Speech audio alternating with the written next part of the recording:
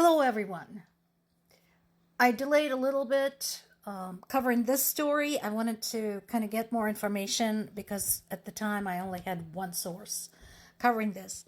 But we now have a confirmation that there is yet another report now and more cases emerging of men from Africa being somehow through various means hoodwinked into fighting for Russia in Russia's invasion of Ukraine.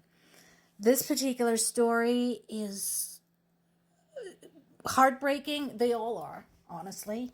In this particular case, we have a 22-year-old man who came from Equatorial Guinea, and he is currently in Ukraine. He's a long way from home.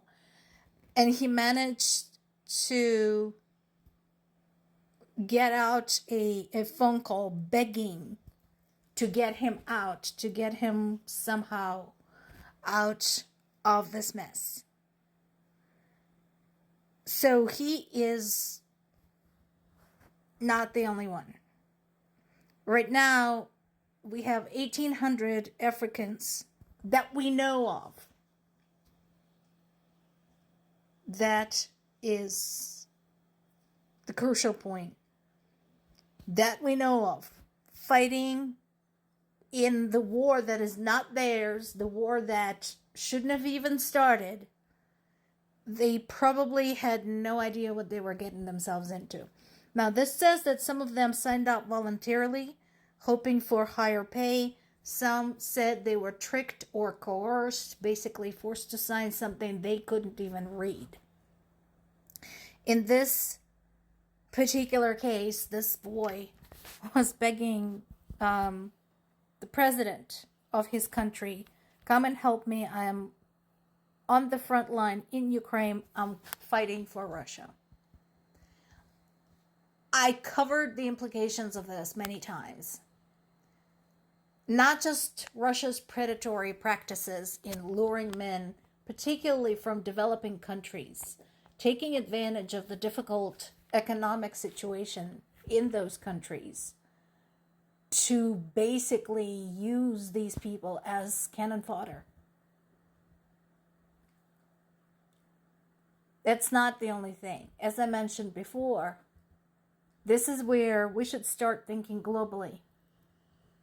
And this is a direct consequence of the fact that we have poverty, we have hunger, we have homelessness, because had things been okay at home, this kid would have never even considered getting himself into Russia's systematic destruction of Ukraine.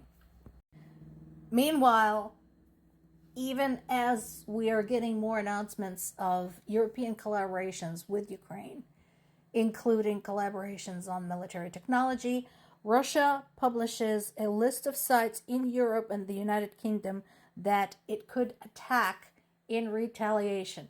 Now remember, this is the same people who said that speaking out in support of Ukraine means attacking Russia, that helping Ukraine means attacking Russia, even though none of those countries had fired a single shot at Russia.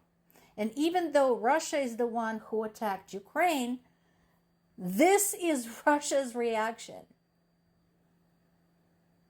Not surprisingly, I mean, it's been long enough, European allies are finally starting to take this seriously.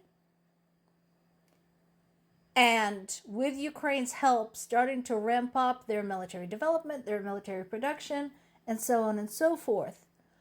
I know it's a very underhanded thing of me to think.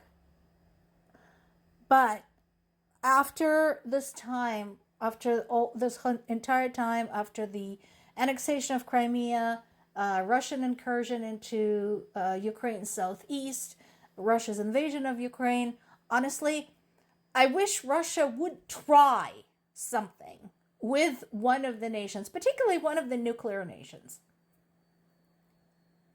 I wish somebody would get a direct provocation. I'm sure there's some military leaders who are thinking the same thing, saying, you know what, try, make my freaking day so we finally have an excuse to annihilate you. But for now, they're sticking with, expanding their own military spending and helping Ukraine. Whatever works. Now, there are more updates on that 90 billion euro loan from EU to Ukraine. They're hoping to get it out sometime before the end of June, second quarter. So that's April through June. So the sooner the better. Ukraine desperately needs that help. And again, Ukraine made it very clear that nothing is taken for granted. Thus, they have been providing the vital aid in the Middle East and continue to provide information, assistance, and experience in Europe. And I'm glad that somebody is saying it. So EU's economy chief, Valdis Dombrovskis, said that Russia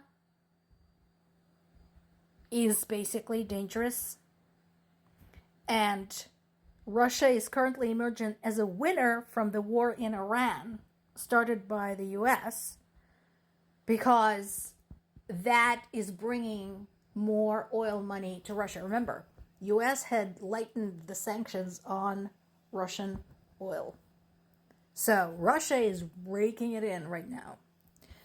And once again, Russia continues murdering Ukrainian civilians.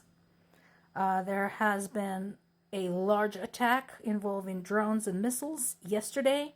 It killed at least 17 people and wounded more than 100 others.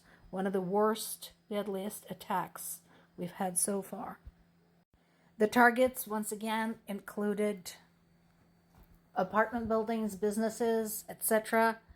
All that Trump could say was, I think it's terrible, but he's still not interested. He's not interested in the information that Ukraine had provided when talking about Russia's assistance to Iran. He's not interested in sanctioning Russia. He's not interested in ending his relationship with Putin. Just not interested.